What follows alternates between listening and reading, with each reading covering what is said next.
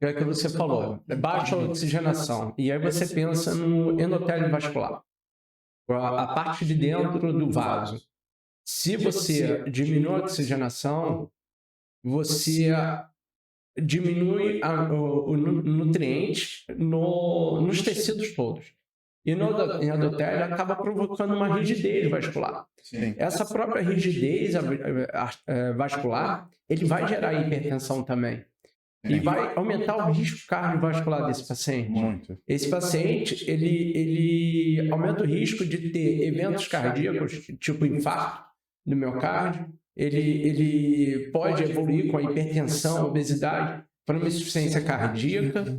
Então, acender um alerta e quando a gente olhar esse paciente, sempre lembrar que ele pode ter um distúrbio do sono que precisa ser diagnosticado e tratado.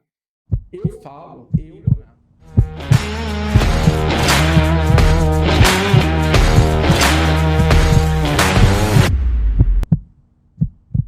Olá pessoal, tudo bem? Então mais uma vez aqui com o nosso Reab CardioCast e hoje eu tenho uma pessoa especial, um convidado especial, um amigo aí de longa data, que é o Mauro Santos. Tudo bem, Mauro? Tudo jóia, Léo? Tudo certinho? Tranquilo. Bom estar aqui com você. E aí, tá preparado para a gente falar sobre hipertensão e apneia do sono? Preparadíssimo. Vamos lá, fala um pouquinho da sua profissão, da sua carreira, como você chegou nessa área da apneia do sono, você que é fisioterapeuta e veio trabalhar com essa área da apneia do sono, como foi essa sua trajetória até hoje? Tenho 28 anos de formado pela Pestalozzi, passei pela terapia intensiva, pós-graduado em terapia intensiva, pós-graduando em terapia dos distúrbios do sono atualmente, e há mais ou menos 10 anos atrás eu comecei a trabalhar com equipamentos para apneia do sono e exames, e a partir daí eu comecei a me interessar pela área, saí da gestão de empresa e comecei uma carreira na assistência, e hoje eu praticamente trabalho com exames do tipo 3, que a gente pode falar um pouquinho depois, que é o exame domiciliar, da poligrafia, e no atendimento, avaliação, tratamento e acompanhamento dos pacientes com distúrbio do sono. E me diga, por que esse nome polissonografia, poligrafia? Por que esse nome? Por que poli? Se é um exame? É porque você vê vários parâmetros, né, na avaliação. Então, a polissonografia geralmente é o exame mais completo, é aquele que você faz no laboratório. E a poligrafia, ela é a poligrafia respiratória, que é onde o fisioterapeuta mais atua, né? A gente tem que lembrar, antes disso tudo, que 10 de agosto de 2021 saiu a resolução 536 pelo Conselho Federal, normatizando a atuação do fisioterapeuta na fisioterapia do distúrbio do sono. Isso deu um suporte muito legal para que a gente não saísse do limbo, naquele atendimento obscuro, e hoje a gente está pautado na resolução no nosso atendimento. E aí, essa resolução, ela exatamente traz para a gente essa segurança de você avaliar, diagnosticar, fazer o exame e tratar esse paciente. E principalmente na poligrafia do tipo 3. Resolução federal. Então, no Brasil inteiro, isso está regulamentado. Isso, pelo Conselho Federal de Fisioterapia. Hoje então, o fisioterapeuta, ele tem isso na mão, né? Como um profissional que pode atuar dentro do distúrbio do sono. Só fugindo um pouquinho do nosso tema, quais são alguns dos parâmetros que a gente vê na polissonografia? Na poligrafia, né? É o que? Eu vou ver fluxo de ar, eu vou ver saturação, eu vou ver... O que são que são analisados? A característica maior, você tem que ter no mínimo na poligrafia de 4 canais. Então você vai ver o fluxo através de uma cânula de fluxo no nariz, né? Você vai ter a frequência cardíaca, a cinta que vai no seu tórax para ver o seu esforço, Então, você vai ver esses mínimos parâmetros. Sendo que alguns equipamentos te dão mais parâmetros. Então, você tem um termistor que vai fazer uma outra leitura, você pode ter uma cinta luminol que vai fazer uma outra leitura. Então, acima de 4 canais, você melhora o seu exame. Né? Mas, no mínimo, o que você vai ter são 4 leituras nessa poligrafia, e que é domiciliar. O mais legal, hoje, assim, ela não é padrão ouro, o padrão ouro é a polissonografia, porque você vai fazer outras leituras, né, principalmente leitura cerebral, você vai ver o estadiamento do sono, né? A poligrafia não te dá isso, porque ela é uma poligrafia respiratória, né, cardiorrespiratória, mas o legal é que ela é feita em domicílio. Né? Existe só a hipopneia ou a apneia do sono obstrutiva ou existe algum outro tipo? Porque, tá vendo, tem a neurológica também, né? Então, quando se faz uma poligrafia, eu consigo diagnosticar algum distúrbio neurológico que está fazendo a apneia ou só a obstrutiva? Como é que é isso? Você vai... A poligrafia dos três ela é especificamente para a apneia obstrutiva, né? Quando a gente fala de apneia obstrutiva, a gente tem que pensar em via aérea superior. Né? Então, assim, você tem algum comprometimento na via aérea superior que vai obstruir essa entrada de ar e, um pouquinho antes, né? Vamos antecipar um pouquinho essa conversa. A gente tem que imaginar o seguinte, a apneia, ela é o quê? Ela é a obstrução total da passagem de ar. E aí você ainda tem a hipopneia, né? Que é a redução parcial dessa entrada de ar. E que você vai dividir isso em algumas...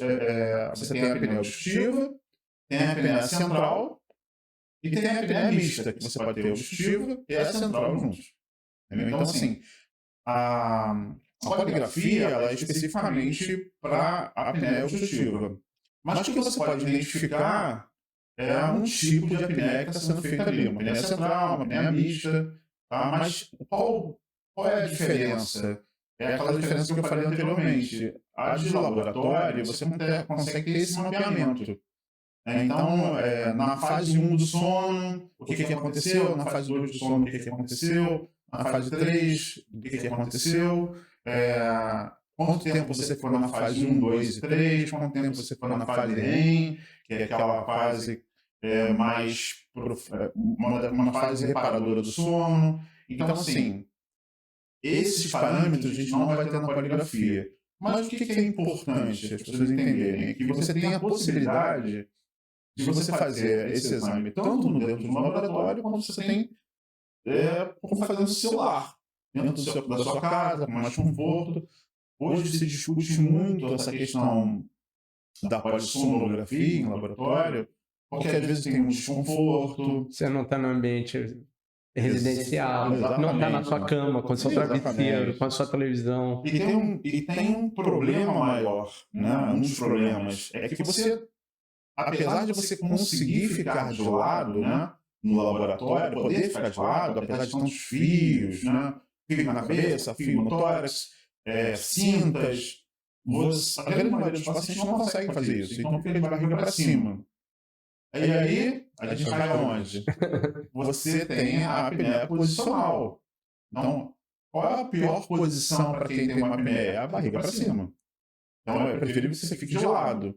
Se você fica o tempo todo do exame de barriga para cima, você favorece a ter mais apneias. Então, isso é um fator que tem se questionado muito hoje, entendeu? Essa questão de até onde esse exame foi realmente validado. Não é validado, mas que foi efetivo 100%, entendeu? E fora os relatos dos pacientes, né? O relato do paciente às vezes é de desconforto, que não foi agradável. Tem gente que não gosta de dormir em hotel fora de casa, imagina dormir dentro de uma clínica. Exatamente. Com alguém te olhando. Com um monte de fio te ligado, câmeras. E um técnico de polissom te olhando o tempo todo. Então, assim, e a sensação da maioria dos pacientes que chegam às vezes para mim é o seguinte: eu não dormi, não sei porque esse exame foi validado, eu não consegui dormir a noite toda. Na verdade, ele dormiu, Mas só que aí você às vezes vai ver o exame, ele está em estágios iniciais do sono, né? N1, N2, é o estágio inicial do sono. Então, ele passa pelo estágio inicial, aí acorda, né? Entre vigília. Aí vai para o estágio inicial e entre vigília. Então, a sensação para ele é que ele não dormiu direito, né? E é verdade, ele não dormiu direito. E o exame vai dizer que ele não dormiu direito. E assim, mas ele não dormiu direito porque tem algum problema? Ou ele não dormiu direito porque foi o ambiente que fez ele não dormir direito, né? Ou tudo junto, né? Isso pode acontecer. O indivíduo tem uma condição que vai fazer com que realmente ele não está conseguindo dormir, e é um ambiente que também cooperou para que isso piorasse. Então, hoje, a do tipo 3, né, que é a poligrafia, ela está sendo muito mais difundida. É bom a gente colocar aqui, legal, e a gente fala a gente está aqui falando da fisioterapia, né, mas esse paciente é um paciente multiprofissional. Então, você tem médicos, você tem nutricionistas, você tem edutores físicos, você tem fonoaudiólogo, tudo atuando em cima desse paciente, né? Então, é importante dizer isso. Pelo menos deveria ter, né? Deveria ter. Entendeu? Porque a atividade física vai ajudar, uma dieta regrada, com alimentação, o que vai comer de manhã, o que vai comer à noite antes de dormir, para ter um sono melhor, controle do peso. Então, é aquilo. Quando a gente fala o termo reabilitação, o termo reabilitação é amplo, né? Então, não é um profissional que faz reabilitação. Porque reabilitação você tem que melhorar o paciente como um todo. Então, você precisa de uma equipe trabalhando para realmente reabilitar. O fisioterapeuta vai fazer o quê? Aquela parte respiratória, aquela parte de avaliação que vai ajudar no tratamento. Mas tem outros recursos que vão ajudar também no tratamento desse paciente. Sim. É multiprofissional e multifatorial, né? É uma doença multifatorial. Então, você precisa de outros profissionais e assim, é interessante, e a gente fala da resolução e da respaldo profissional. Mas é mais importante do que a resolução da respaldo é esse profissional, fisioterapeuta, ter a consciência que, às vezes, aquele paciente não é dele. Ele tem que ser encaminhado para outro profissional. Então, se ele foi o primeiro profissional de procura, ele precisa que outros profissionais estejam junto com ele para que ele continue o tratamento ou não. Que esse paciente vá para outro profissional e continue o tratamento com outro profissional. Falando isso, eu lembrei agora, eu sou revisor de uma revista científica. Uma vez veio um artigo para eu revisar e no artigo estava falando que a hipertensão pode causar apneia do sono. Quando eu comecei a ler o artigo, aí eu vi lá, os pacientes hipertensos têm apneia do sono. Aí eu perguntei, os pacientes que são hipertensos têm apneia do sono ou os pacientes que têm apneia do sono geraram uma hipertensão? Qual é a sua opinião sobre isso? O que acontece? Vamos lá, a hipertensão hoje, né, dentro da apneia do sono, cerca de 30% dos pacientes terão hipertensão arterial. E cerca de 80% terão hipertensão arterial resistente. Então, assim, a apneia do sono, por conta de alguns fatores, ela vai desenvolver a hipertensão arterial. Vamos lá. Você tem alguns fatores que são complexos, como a queda de oxigênio no sangue durante o seu sono, com as paradas respiratórias que você tem durante a noite. O pessoal acha assim, a apneia do sono é aquele cara que ronca que incomoda a vizinhança toda. Mas, na verdade, tem que pensar como que isso funciona dentro do organismo dele, né? Porque se ele para de respirar, é o que você está falando. Ele diminui a oxigenação, né? Sim. E assim, ele leva essa baixa de oxigenação, né, e essa interrupção do sono a noite toda, leva a um estresse oxidativo e que vai favorecer com que você desenvolva a hipertensão arterial. Agindo falando mais cientificamente, dentro da excreção de hormônio, que é a inina, angiotensina ou aldosterona. Então, você vai ter o distúrbio desses hormônios que vai fazer com que você desenvolva hipertensão arterial. E pior, na hipertensão resistente, isso é mais evidente. Então, assim, é claro que a gente tem que entender o seguinte, é só pela apneia do sono? Não, existem outros fatores que você colocou. A obesidade, então você vai ter que ter o controle dessa obesidade, você vai ter que fazer uma redução alimentar, você vai ter que ter algum profissional para te ajudar, você vai ter que ter uma atividade física, você tem que mudar hábitos de uma forma geral. Não adianta você tratar só a apneia e tá tudo certo. Eu sempre brinco falando o seguinte para os pacientes, é a mesma coisa que se você estivesse fazendo um antihipertensivo, né? Faz o seu remedinho, mas todos os dias eu me encho de sal. Mas chega um momento que aquele único remédio não vai fazer mais efeito. E aí você vai ter que entrar com uma segunda droga, ou uma terceira droga. É a mesma coisa da apneia. A apneia, a gente pode falar mais à frente um pouquinho, o padrão ouro de tratamento é um equipamento chamado CPAP, né? Para melhorar essa condição. Mas se você continuar obeso, aumentando de peso, sem atividade, a sua apneia vai melhorar? Antes de entrar nessa parte de tratamento, é o que você falou, baixa oxigenação. E aí você pensa no endotélio vascular, a parte de dentro do vaso. Se você diminui a oxigenação, você diminui o nutriente nos tecidos todos. E no endotélio acaba provocando uma rigidez vascular. Sim. Essa própria rigidez vascular, ele vai gerar hipertensão também. E vai aumentar o risco cardiovascular desse paciente. Muito. Esse paciente, ele aumenta o risco de ter eventos cardíacos, tipo infarto do miocárdio. Ele pode evoluir com a hipertensão, obesidade, para uma insuficiência cardíaca. Então, acender um alerta e quando a gente olhar esse paciente, sempre lembrar que ele pode ter um distúrbio do sono que precisa ser diagnosticado e tratado. Leonardo, falo que o tratamento da apneia do sono, o uso de uma ventilação não invasiva, seja um CPAP ou um BiPAP, para mim é paliativo. Aquilo assim, nós vamos usar para melhorar a sua qualidade de vida. Mas ele não trata, ele não cura. Para curar, vai ter que fazer todo aquele outro que você falou, que é mudar o estilo de vida, é emagrecer, fazer atividade, alimentação regrada, e o CPAP vai te ajudar a você perder peso, a dormir melhor, regenerar melhor. Muitos pacientes que eu vejo que começaram a usar o CPAP e mudaram o estilo de vida, depois eles pararam de usar o CPAP.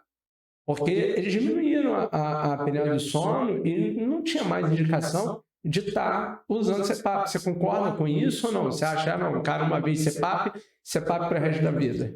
Foi o que eu comecei a falar com você. O que acontece é que o paciente que entra hoje para se tratar comigo, né, é bom a gente esclarecer o seguinte. A apneia moderada ou severa, ela tem indicação de um equipamento chamado CPAP ou BiPAP, né, para tratamento. Eu sempre falo o seguinte, é como um analgésico para dor, o CPAP. No dia que você fizer, aquele dia você já não tem mais apneia. Igual você faz um remedinho para dor, passa a sua dor. Eu falo sempre para o paciente, só que isso não significa que ele está tudo certo. Ele vai tocar a vida dele sem mudar os hábitos de vida dele. Ele precisa mudar os hábitos de vida dele. Ele precisa. E a gente fala muito hoje a gente fala muito sobre higiene do sono, que está ligado a isso. Né? Então, você mudar seu hábito de vida. Você fala muito em rotina. Você tem que mudar a sua rotina. Você tem que mudar o seu jeito de viver para que você modifique o todo. O CPAP, ele vai te ajudar? Vai, claro que ele vai tirar você daquela crise, né, de apneia. Vai diminuir os danos, né? Na verdade, porque você continua lesionando por não estar dormindo bem e aí tanto a parte de cortisol, dos hormônios todos, a parte de saturação, de ter apneia, você para naquele momento. Então você não deixa progredir, mas você precisa mudar todo o estilo de vida. Senão... A chamada ventilação não invasiva, né, que é o CPAP, o BIPAP, ele já mostra que você tem no hipertenso uma recuperação praticamente imediata, né, no sono dele, melhorando esses níveis de pressão arterial. Mas, é claro, o que foge à regra? Por exemplo, um obeso, ele vai melhorar isso à noite, mas durante o dia ele vai continuar com a hipertensão dele. Muitas vezes esse nível de pressão ele vai aumentar durante o dia. Então ele precisa modificar a atitude dele, com o corpo, com a alimentação, enfim, com a orientação. Aí você tem, quando você fala de higiene do sono, você está falando de um monte de fatores externos que implicam muito no seu sono hoje. A gente tem... acho que o grande mal, né, que a gente passa hoje é levar para o nosso quarto a nossa vida do dia, né? Então, celular, tablet, computador, são os problemas. Então, a gente diz hoje o seguinte: quarto é feito para dormir. Não tem jeito. Você não tem que levar nada para o quarto. Você tem que levar o seu sono. E se preparar antes para dormir, para que facilite o seu sono. E isso E claro, mais uma vez, só fazer a higiene do sono resolve? Não. Precisa ter mudanças de hábitos, às vezes severos, né, dependendo do que você tenha naquele momento. Se você está um grande obeso, se você não tem uma atividade física, enfim... Se você tem, claro, alguns pacientes têm uma deficiência óssea, e aí isso tem que ser avaliado por um especialista, você tem que fazer uma cirurgia, você tem que colocar uma órtese intraoral para que você melhore essa formação, para que você não faça a apneia. Enfim, você tem diversos fatores que são importantes de serem vistos. E aí volta lá no que a gente começou a falar. Tá vendo? A gente falou de um monte de coisas aqui, é só do fisioterapeuta? Não, você incluiu mais um outro profissional, que é o dentista ou o cirurgião bucomaxilo. Que eu não citei anteriormente aqui, mas o dentista hoje, o dentista do sono hoje, ele é um profissional extremamente atuante com pacientes de apneia do sono. Né? É o especialista que trabalha com as órteses intraorais e de orientação também. Todo profissional que trabalha com distúrbios de sono, ele é um orientador a esse paciente, né? E tem que ter consciência que ele não é único, ele precisa de outros profissionais que auxiliem ele. Eu acho que quando a gente trata de um paciente, a gente tem que ter isso na cabeça, né? Não sou eu que vou curar o paciente sozinho, eu dependo de outras pessoas. Quando eu faço a reabilitação cardíaca, eu preciso que esse paciente esteja estável clinicamente. Eu preciso que ele esteja, que a gente chama, né, com a medicação otimizada. Porque ele estando com a medicação utilizada, o meu trabalho acaba sendo mais fácil. A recuperação do meu paciente é melhor. Quando a gente acha, não, o paciente está... Vamos dar um exemplo, está encharcado lá, está com insuficiência cardíaca, está encharcado, não, vamos fazer o exercício que isso daí vai diminuir. Cara, não é assim.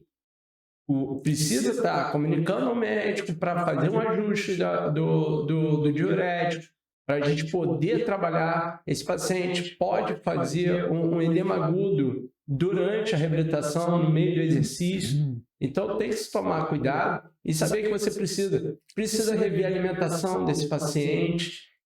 Paciente com insuficiência cardíaca, saber se também não tem apneia do sono, aí precisa de um especialista em apneia do sono. Então, o paciente, as doenças, elas são multifatoriais e precisam ser vista por vários pacientes. Inclusive o próprio psicólogo também é outro que entra nesse caminho para auxiliar no tratamento. Olha quantos profissionais nós já falamos que tem que fazer parte de um tratamento. A psicologia hoje trabalha com terapia cognitivo-comportamental extremamente efetiva para os distúrbios do sono, né? Com pacientes com distúrbios do sono. E é mais eu vou citar aqui um paciente que eu recebi e traduz bem isso, né? Ele é um cara de 55 anos, triatleta, estava treinando para o Ironman e chegou com sérias reclamações do sono dele, que ele tinha ronco. É interessante a gente sempre frisar que o ronco se torna também um problema social. Eu sempre brinco que o ronco era cultural, né? Quem não teve um tio que roncasse, um pai que roncasse, um avô que roncasse, e virava uma grande brincadeira. Na verdade, o ronco ele é um sinal que vai te ligar uma luzinha do alerta, né? Que você pode ter apneia do sono. Então, esse paciente vinha com essa reclamação de ronco e tudo, tinha uma história psíquica um pouco complicada, e aí ele veio me procurar achando que ia resolver com o CPAP. Eu avaliei ele e eu identifiquei que esse paciente não precisava de fisioterapia nem de CPAP. Ele tinha que voltar ao psiquiatra dele para conversar com o psiquiatra dele e iniciar uma terapia, porque ele tinha sérios problemas psíquicos. Então, isso interferia na noite do sono dele. E a única coisa que eu ajustei foi exatamente a higiene do sono. Porque ele pedalava às 9 horas da noite durante 1h30. E depois chegava em casa para jantar e dormir. Não dá, entendeu? Não dá para ele fazer esse tipo de coisa. Não dá para você sair de uma atividade de alta para chegar em casa e relaxar. Não vai funcionar. Então ele ajustou os horários dele de exercício, voltou ao psiquiatra dele, iniciou a terapia dele e hoje ele dorme perfeitamente. Então, assim, mostrando que você tem que ter a consciência e claro, o conhecimento que existem outros profissionais e para quem você vai encaminhar esse paciente. E se o cara não dorme bem, não é só a apneia do sono que não faz ele dormir bem, né? A gente fala de distúrbios do sono. A apneia do sono é um dos distúrbios do sono, né? Então, o ronco dele estava ligado a cansaço, ele tinha uma vida muito estressante. E aí, claro, tinha uma questão posicional que a gente orientou, enfim, tinha outras questões, né? Pedi para que ele procurasse um otorrino para verificar desvio de septo. Então, olha só quantas coisas, pólipo-nasal, porque ele era irítico. Então, assim, ele não precisava da fisioterapia e do CPAP, né? Do BIPAP, que seja. Ele precisava de outras coisas para ajustar a vida dele. Então, hoje ele vive perfeitamente sem nenhum tipo de problema, entendeu? Como esse podcast vai para o Brasil inteiro e tem muitos profissionais fisioterapeutas de outras áreas, como tem pacientes também, explica para a gente qual a diferença do CPAP. CPAP se escreve C-P-A-P. Para o BIPAP. BIPAP é B-I-P-A-P. Qual a diferença desses dois? Por que se fala em CPAP e em BIPAP? Qual a diferença para o público que não é da área entender quais são as diferenças desses dois aparelhos? Vamos lá falar o que eles fazem, né? Assim, o CPAP ele é uma pressão positiva. Quando a gente fala de via aérea, né? Porque a gente falou lá atrás que a via aérea fecha, né? A apneia, para quem é leigo, a apneia é igual um mergulho, né? Quem mergulha em apneia, ou seja, prende a respiração e não entra o ar. Então, a apneia noturna é exatamente isso, não passa o ar pela sua via aérea. Vamos dizer, a língua cai, fecha a passagem de ar e não respira. Exatamente, né?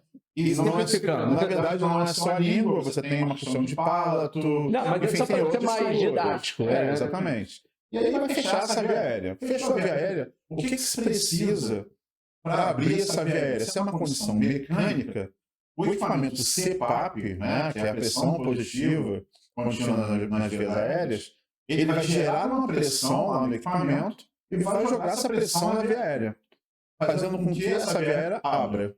Pronto, resolvemos a apneia. Na verdade, vai colocar uma coluna de ar que não vai deixar colabar essa região. Fechar de novo. Então, é somente uma pressão. E como você falou, é uma pressão contínua. Por isso, esse C de contínuo, na fase ins e na fase expiratória, a pressão vai ser a mesma.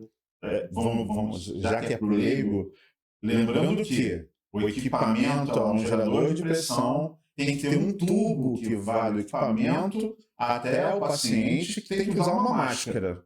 E que essa máscara, na maioria das vezes, é uma máscara que cobre todo o nariz, é chamada máscara nasal, ou as máscaras pillow, ou de mínimo contato, que pega só as narinas. Isso vai depender de paciente. E pode ter também máscara que pega nariz e boca. Sim, mas não... É mais difícil, mas pode acontecer. Pode acontecer, mas que não é de primeira escolha. Sim, sim. Então, o equipamento é isso, né? O equipamento, tubo e máscara, que vai levar essa pressão até a via aérea e vai abrir essa via aérea de uma forma através do gerador de pressão lá, para que ela não feche, como você falou, para que ela não colabe de novo, né? O BiPAP é da mesma forma, só que ele usa duas pressões. Uma pressão quando bota o ar para dentro e uma pressão quando tem colocado o ar para fora. Geralmente o BiPAP é colocado, às vezes, para resgatar esse paciente que não se adaptou ao CPAP, é utilizado para isso, né? E para pacientes que precisam de pressões muito altas para fazer a sua terapia. Os obesos precisam, às vezes, de pressões muito altas e também o obeso ele acaba hipoventilando, levando pouco ar para o seu pulmão, e você precisa que esse BiPAP, né, ou binível, né, ou seja, 2 níveis de pressão, faça com que ele melhore essa ventilação pulmonar. Então, assim, tanto o CPAP quanto o BiPAP são utilizados, mas é importante falar, o CPAP ainda é a primeira indicação para o tratamento da apneia. Até por conta do custo, né? Porque o CPAP também acaba, ele funciona bem na maioria dos casos e é mais barato. Enquanto o BiPAP, ele é para um grupo seleto. Sim. E é um equipamento mais caro, porque ele consegue sincronizar a sua respiração. Quando você puxa o ar, quando você inspira, ele joga uma pressão mais alta, que a gente chama de IPAP, que é a pressão inspiratória. E quando você solta o ar, o aparelho identifica, ele sincroniza, ele identifica e ele alivia a pressão, ele diminui. Não alivia, que aliviar parece um Ceflex ou outras coisas. Então, ele coloca uma segunda pressão que a gente estipula para o ar sair sem colabar a via aérea, porque você regulou para não sair tudo. Né? Para o leigo, é bom dizer, é uma resistência que ele dá quando você bota o ar para fora.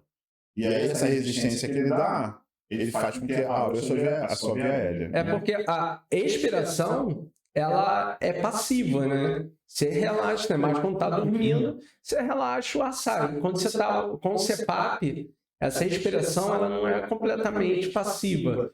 Você tem um pequeno esforço respiratório para soltar, porque você está contra uma resistência contra. No BiPAP, ele fica mais fisiológico, um pouco mais passivo, porque ele alivia a pressão e o ar sai. Mas naturalmente. De modo geral, o BiPAP hoje, você vai indicar ele, pelo que eu falei, né?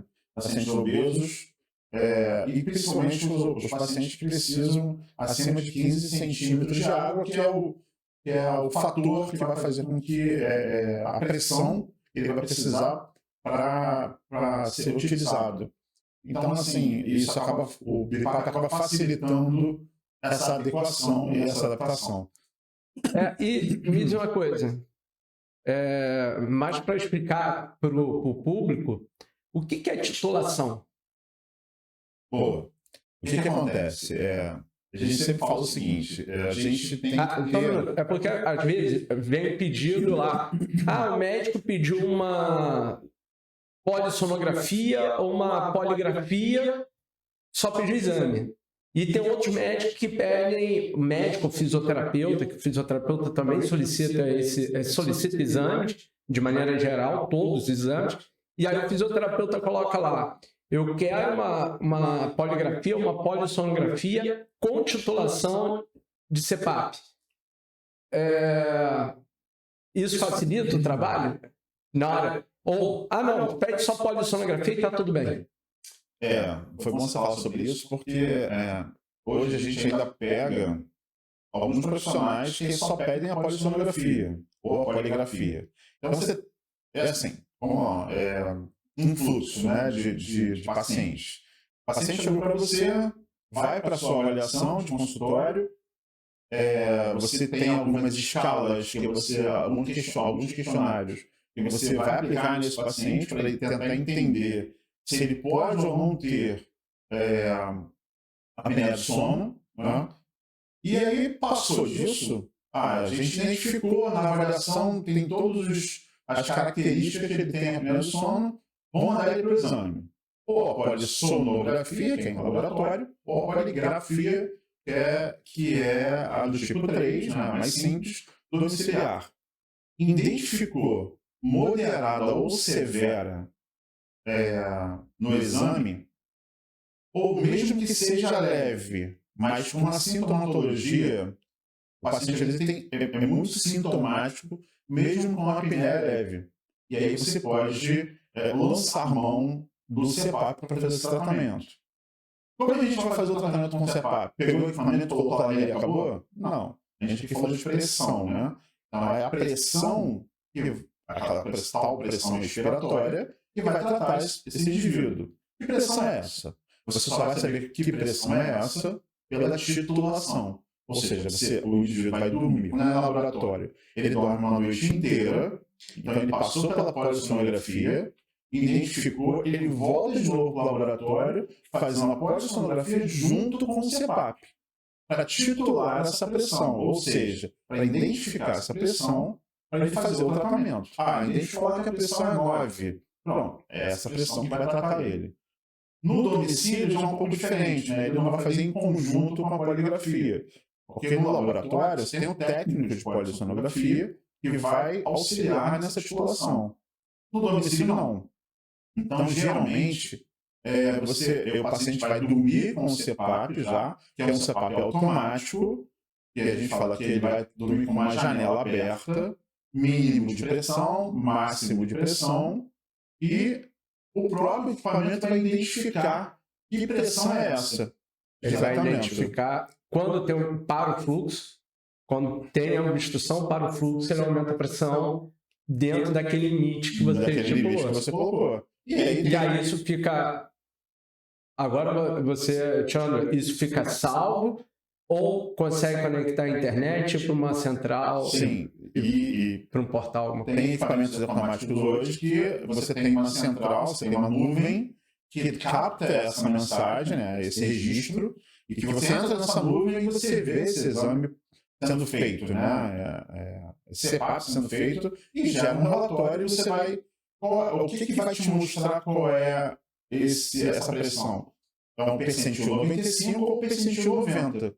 Vai mostrar para você que foi a pressão ideal para abrir as vias aéreas e tratar aquele paciente. Então, assim, aí você titulou.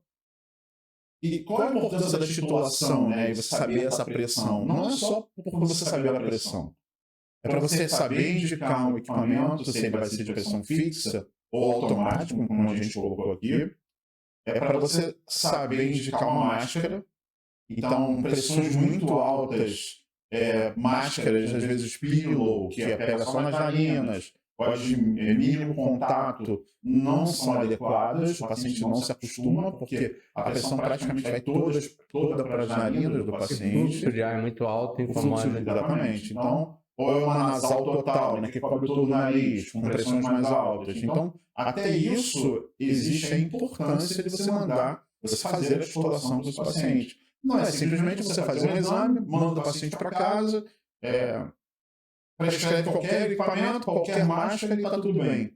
E é importante a gente entender que diagnosticar é uma coisa e tratar é outra totalmente diferente. Ninguém nasceu com a máscara no nariz dormindo à noite, né? Então, o nível de desistência desses pacientes é muito alto, né, no tratamento. Então, por isso que o fisioterapeuta ele entra numa fase de tratamento muito importante do paciente, que é o acompanhamento. Fazer adaptação, né? Adaptação orientar, e acompanhamento. Orientar, né? Acompanhar, tá usando, não tá usando. Qual é, por que não tá usando? Tem gente que fala, não, porque tá machucando, porque tá ressecando. Sim. E tudo isso a gente consegue melhorar. São vários os fatores, né? Não adapta com essa máscara, vamos mudar, tem outra, que não incomoda tanto, e vai com conhecimento, com a expertise, vai orientar como trabalhar melhor isso, né?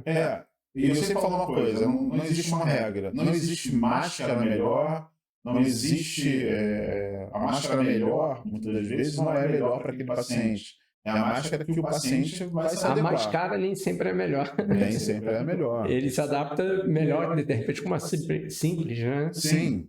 Tem pacientes que preferem uma máscara muito mais pesada do que uma máscara mais leve para poder utilizar. E por isso você precisa do quê?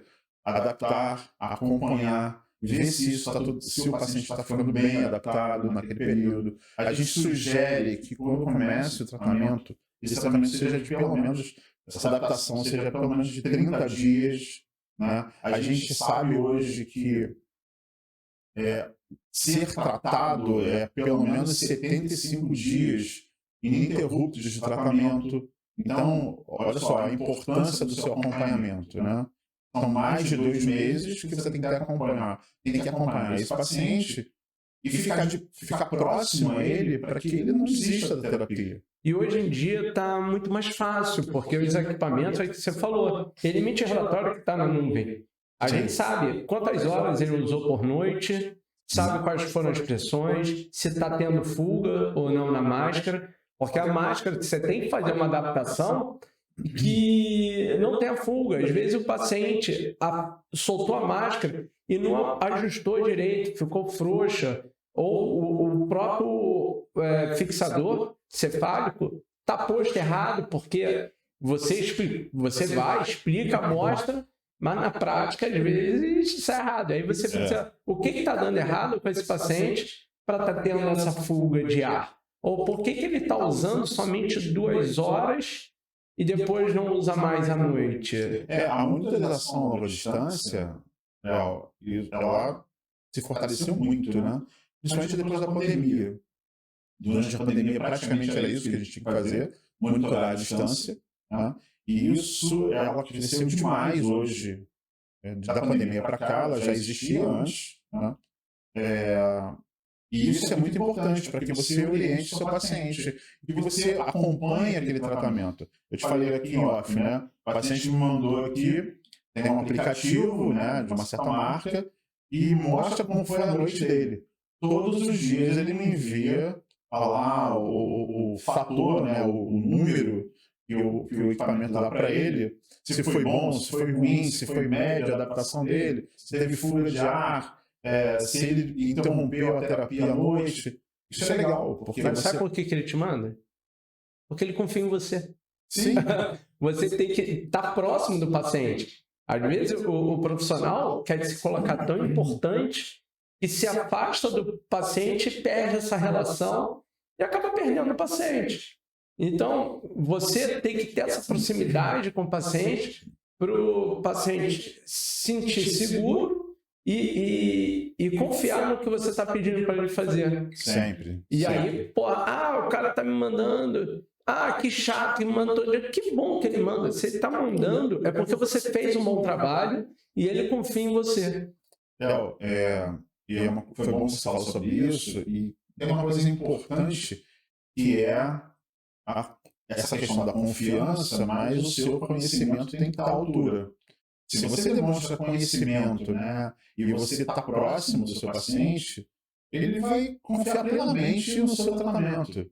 Então, assim, por isso que foi legal você perguntar sobre titulação, porque a grande maioria dos pacientes que chegam para mim, eles vêm mal orientados. sem críticas a ninguém, eu acho que não cabe, né? Mas é importante que esse paciente seja bem orientado, porque a terapia, já se sabe que a maior parte dos pacientes elas abandonam. Eles abandonam no primeiro ano. A boa parte, acima de 50%, abandona a terapia no primeiro ano. E isso é muito complexo, né? A gente está falando de hipertensão. E quando eu falei para você que a VNI, né, o CPAP, ele reduz significativamente os níveis de pressóricos, né, na terapia, né, noturna, e aí ele vai aumentar a sua oxigenação, ele vai abrir suas vias aéreas, você vai ter uma melhor troca de oxigênio para o seu corpo, os tecidos que você falou, né, todos serão bem nutridos. Se abandona isso, por falta de acompanhamento, ou por falta de confiança, é óbvio, vai ter aquele paciente que não vai se adequar. Tá? Logo, acho que nos primeiros dias você vai saber se esse paciente vai se adequar. Eu já vi paciente dentro do consultório não se adequar. E eu pensar, esse vai ser complicado.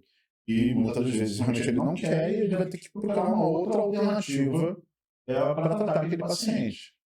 Mas, muitas das vezes, é porque esse paciente foi avaliado até, não posso falar que foi mal avaliado, mas foi mal acompanhado. Simplesmente, muitos já chegaram só com equipamento, uma máscara aleatória, e falou, comprei há 3 anos e nunca usei, só usei no início. Tem muito aqui. Então, por que isso? Porque não teve um profissional que o acompanhou e o orientou de forma adequada. E eu estou falando, às vezes, de coisas muito simples, né? Até, às vezes, de uma higienização de máscara. Às vezes, de uma troca de filtro. E a gente está falando aqui só de tratamento, né? Mas o profissional fisioterapeuta ele tem que entender que ele faz parte de todos os processos. Então, até orientar na higienização do equipamento do paciente dele, é importante que ele saiba. Às vezes eu vejo muito isso, o colega se coloca numa posição de, não, vou só tratar. Não, você tem que tratar e você tem que orientar de uma forma geral. Você pegar equipamentos com 3, 4 anos sem trocar um filtro. É claro que a gente sabe que às vezes o paciente esquece, enfim, mas o tal acompanhamento não aconteceu. Porque se você acompanha seu paciente, você vai sempre lembrar ele. E hoje tem um advento de quê? O WhatsApp. Eu acho que a grande maioria das pessoas utilizam o WhatsApp. E é uma ferramenta legal para que você lembre o seu paciente que ele precisa limpar o equipamento, que ele precisa trocar água, porque muitos equipamentos têm umidificadores, então é um compartimento de água anexo ao CPAP que vai umidificar essa água para melhorar essa entrada de ar, né, nas suas vias aéreas, para não ressecar, hidratar essa via aérea. Então, assim, são muitos pequenos detalhes que você precisa orientar esse paciente para que tudo dê certo. Porque preste bem atenção. Um ressecamento de nariz faz com que o paciente abandone a terapia.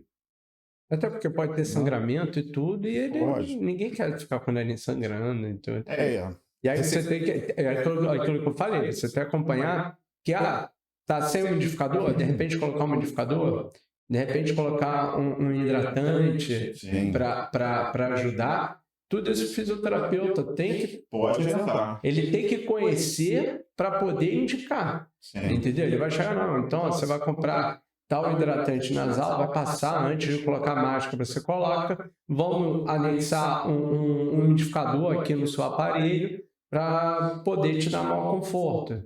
E no aqui na clínica aparece muito paciente nessa situação que você falou. Eu comprei um CPAP há 3 anos atrás, só que eu parei de usar. Eu não uso porque eu acho que eu apertei um botão lá e eu acho que desregulou. Eu falei, cara, tudo bem, é meio difícil de regular porque a gente sabe que o aparelho é bloqueado justamente para isso, né? A não ser se o paciente desbloquear o aparelho e mudar. Mas ele ficou com medo que o aparelho tivesse sido descalibrado ele priorizar. Cada profissional que deveria estar acompanhando para, quando acontecesse isso, resolver o problema para ele. Deixa eu só até falar uma coisa que é importante, a gente sempre tem colocado bastante isso.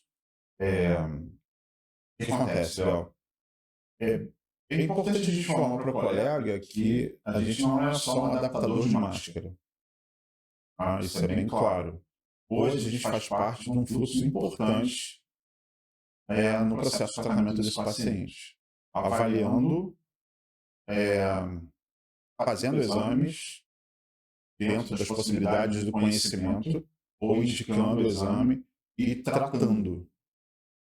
Então, não é só um adaptador de máscara. É bom colocar isso, né? Porque às vezes eu vejo alguns colegas falar, adapta máscara, adapta. Não, a gente não adapta só máscara mais. A gente tem o conhecimento, o fisioterapeuta é um dos maiores conhecedores de ventilação não invasiva que tem na área da saúde. Então, a gente tem essa ferramenta não importante, né? Essa condição e que a gente consegue muito bem, obrigado, adaptar esse paciente de uma forma muito correta. Então, assim, isso é muito importante. Eu já peguei paciente que veio com uma titulação de CPAP, agora não lembro, 21, e aí ele chegou, cara, não consigo usar. Eu falei, cara, tudo bem. O ótimo é inimigo do bom. Eu falei, cara, não, você não vai usar com 20, não. Vamos reduzir isso. Vamos colocar lá 16, 15. Mas não é o que deveria. Cara, não é. Mas é aquilo que você falou. De repente ele tem uma apneia e passou para hipopneia.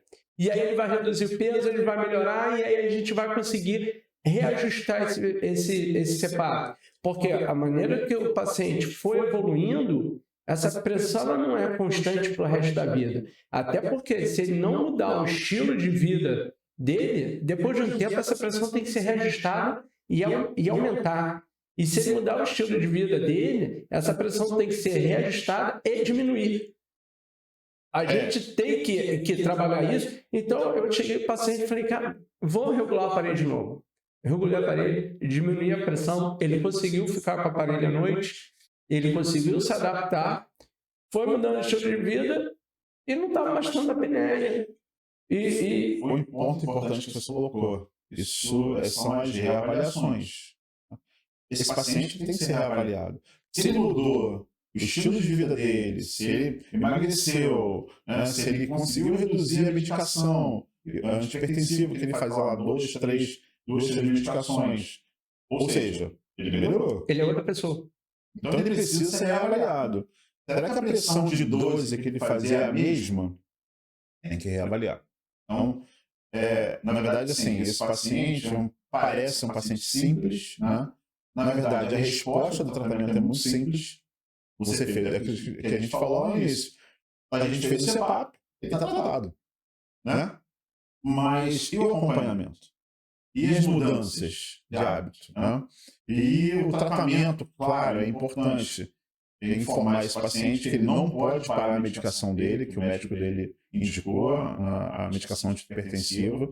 Não é dessa forma. Às vezes você consegue reduzir a medicação, mas ele tem que ter um acompanhamento médico para que ele faça essa redução. Também por acompanhamento de exames, não é empiricamente, vamos reduzir. Então, assim, é um paciente complexo. Não, parece simples, mas é um paciente complexo com muitos detalhes. E é dinâmico, não é um negócio estático. Você colocou hoje, é assim para o resto da vida. Não, ele precisa ser reavaliado. A gente não sei como é que é a diretriz, se existe ou não, mas se não existe, deveria colocar de tanto e tanto tempo o paciente com apneia de sono tem que ser reavaliado, não sei, a cada 6 meses, uma vez por ano, para entender e tratar melhor esses pacientes. Que se ele mudou a vida, o estilo de vida dele, ele vai evoluir por uma, vamos dizer assim, pode evoluir, não estou dizendo que vai, mas pode evoluir por um desmame desse aparelho. E aquele paciente que não mudou o estilo de vida, ele vai ficar cada vez mais dependente e vai precisar de ajuste que vai deixar ele mais ali, vai ter que usar mais aparelho para ele melhorar a qualidade de vida dele. Então, tem que chegar e falar lá na diretriz, alguma coisa, pô, esse paciente, o ideal é que ele seja reavaliado uma vez por ano, ou 2 vezes por ano. Foi bom você falar de diretrizes, que eu não comentei antes aqui. As principais diretrizes são lançadas pela Academia Americana do Sono. Então, assim, tudo que o colega quiser saber sobre sono, a Academia Americana tem suas diretrizes em todas as áreas. Então, é importante que você sempre esteja atualizado para saber o que você tem que fazer. Então, assim, você tem que reavaliar durante anualmente, reavaliar anualmente. E que isso se perde um pouco, não? Muitos pacientes chegam com 2, 3, 4, 5 anos sem avaliar. Entra naquilo que eu falei. Ele simplesmente iniciou o tratamento. Ele não deu continuidade ao tratamento. Ele não sabe se ele melhorou, se ele piorou, porque ele pode piorar. Tem trabalho mostrando com obesos que iniciaram com CPAP e eles aumentaram de peso. Quem aumentou o peso do obeso foi o CPAP? Não. Então, por que isso? Está ligado muito à sintomatologia, né? O cara, o indivíduo, ele não tem mais sintomas, ótimo. Vou continuar comendo que nem um desarvorado. E aí, isso piora. Se piora, você tem que reavaliar para ver se a pressão é mesmo de tratamento. E é muito importante colocar aqui, você que é profissional da área de saúde, que acompanha paciente, essa questão do equipamento automático, deixar uma janela aberta de pressão lá, pressão mínima de 4, pressão máxima de 20, isso não é o ideal. A titulação foi feita para isso. Estou colocando isso porque o colega que eu ouvi aqui, para ele entender que não funciona dessa maneira. Chega um equipamento, o equipamento automático não foi feito para isso. Você trabalhar com janelas com delta tão grande, tá? E isso também pode trazer malefícios para esse paciente, né? Porque essa distância tão grande de pressão, ela pode microdespertar o paciente à noite, né? Por picos de pressão dentro do equipamento. Então, assim, você tem que entender que esse equipamento ele foi feito automático. Hoje, por trabalhos, não existe uma diferença, né, entre o pressão fixa e o automático. Né? O automático ele não é dado como melhor do que o de pressão fixa, mas na clínica, com a minha experiência, paciente que passa pelo automático, ele se sente melhor do que com o equipamento de pressão fixa. Pressão fixa é aquele, se é 10 e acabou. O automático você tem uma margem para trabalhar, uma margem pequena, um delta pequeno, exatamente para que você não tenha essa discrepância tão grande de pressões. Então, assim, é bom que o colega entenda que não é só determinar é automático, bota nele que está tratando. Não é dessa forma. Não, porque a oscilação fica, como você falou, a oscilação é muito grande. Eu tenho que diminuir essa janela. Ele vai oscilar, mas ele vai oscilar dentro de uma janela pequena. Sim. Porque se tem uma janela de 4,20, do nada, de repente tá aqui em cima, vai lá em cima, até falha, fuga de ar, qualquer coisa. Sim, que acontece. Ele tem que compensar. Né? Vai compensar e vai aumentar a pressão. Porque acontece, deitou de lado um pouquinho, empurrou a máscara, vazou um pouquinho de ar, ele vai dar um fluxo de ar forte ali, e vai acordar o paciente. Pode despertar o paciente. Aí você vai ler o relatório, o cara está com um índice de apneia e hipopneia mais alto do que deveria. Claro, existem outros fatores, mas você tem que entender que as pressões têm que estar muito mais próximas do que essas janelas estão abertas, né? E é isso, paciente, olha só quantas coisinhas a gente falou, né? A gente falou de máscara, de tubo, de equipamento, de orientação, de medicação, enfim, titulação, exames. são muitos detalhes. Falou de psicologia, de fono. O trabalho da fono é fantástico. A fono tem um trabalho de fortalecimento dessa parte oral muito interessante, entendeu? Com os pacientes. Você tem que entender isso. E se puder trabalhar junto com uma fono, ou conhecer uma fono que trabalha com área de sono, é extremamente importante para que você encaminhe esse paciente para te facilitar. Porque às vezes o paciente dorme à noite com a boca aberta, tá com a máscara nasal, mas abre muito a boca à noite. E isso pode inicialmente ser passageiro ou não. E quem vai entrar forte aí com você nesse trabalho é a fonoaudiologia, entendeu? Uma terapia biofuncional, funciona muito bem. Então, assim, olha quantos profissionais que estão envolvidos, né, com esse paciente hipertenso, né, e que precisa mudar a sua vida, seu dia a dia, para que a hipertensão dele fique em níveis satisfatórios. Normotensos. Níveis satisfatórios. Né? Estamos chegando ao fim do nosso episódio de hoje. Se você gostou, dê uma curtida. Segue a gente no canal do YouTube do DR Leonardo Alves, lá no podcast Rehab Cardiocast.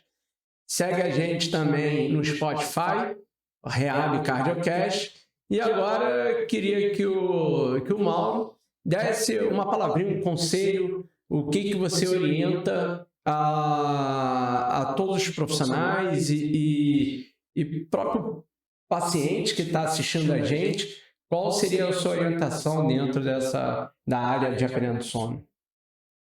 Olha, eu acho que assim, são muitas informações, né? Então a gente está atento, você está atento a quem está do seu lado. Muitas das vezes você não sabe que você tem a apneia do sono.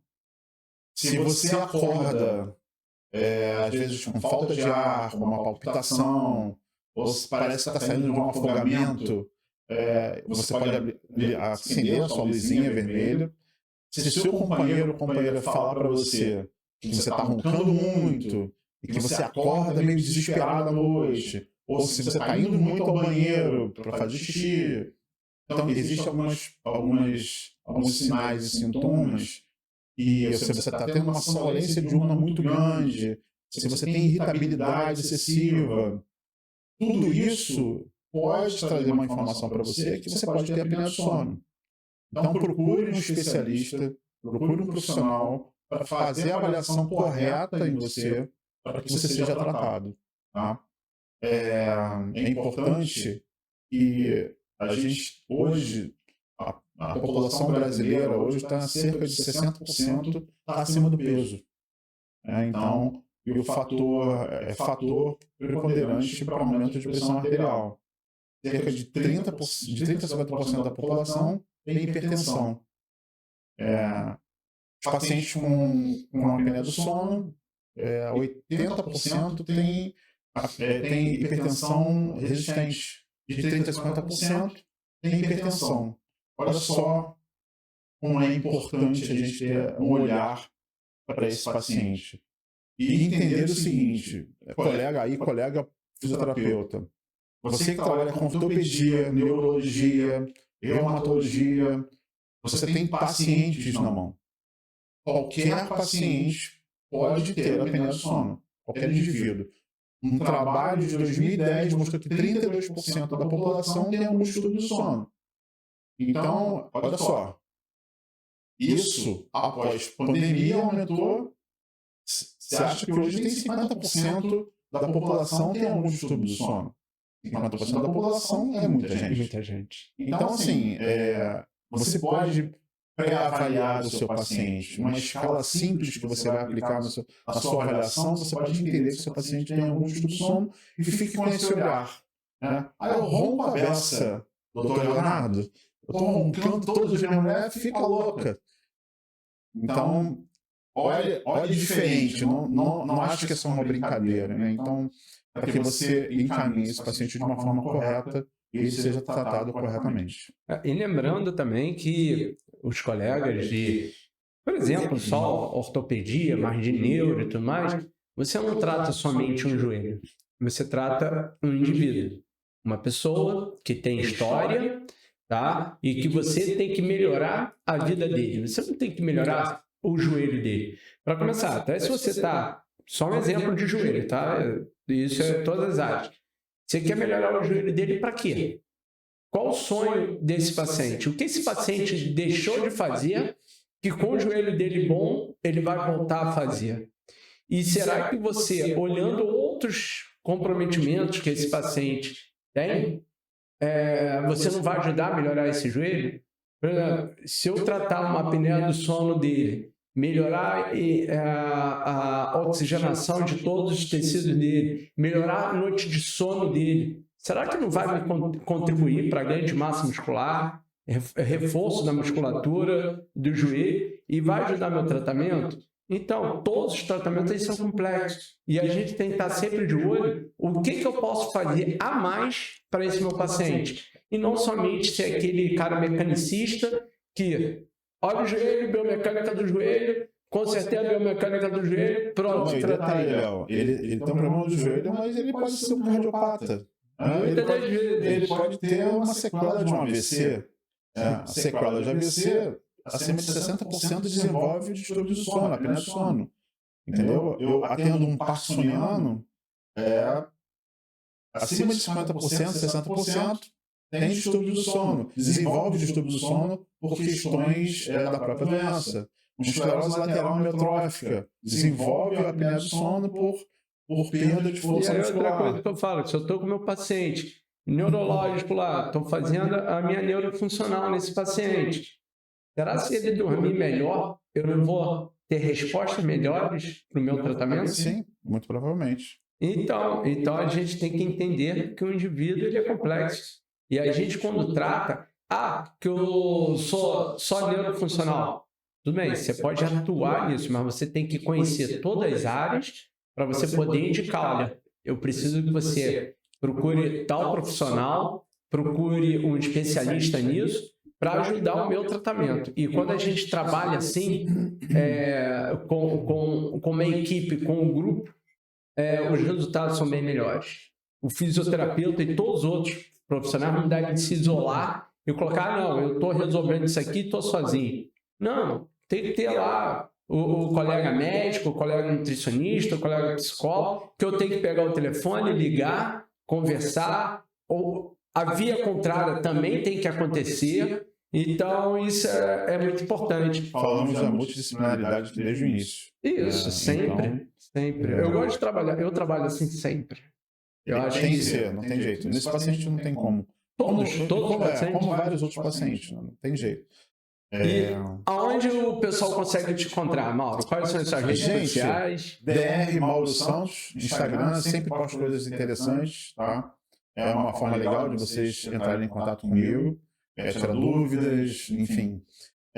Hoje a gente tem um trabalho muito legal dentro do Conselho Regional, do Prefeito 2, da CT de Fisioterapia dos Distúrbios do Sono. A gente leva para todo o estado do Rio o Prefeito itinerante, então levando os distúrbios do sono. Infelizmente, aqui no estado do Rio, poucos profissionais ainda trabalham com distúrbios do sono, em referência a uma população de torno de 16 milhões, né, de cariocas aí, né, e se a gente parte do princípio que são 30% da população, então olha só quanta gente tem para trabalhar, né, quantos pacientes tem para serem diagnosticados, e a gente hoje tem muito pouco fisioterapeuta trabalhando na área, e é um alerta para os profissionais, né, fisioterapeutas, que estão na área da respiratória, principalmente ou não, e que eu acho que seguir um novo caminho, né,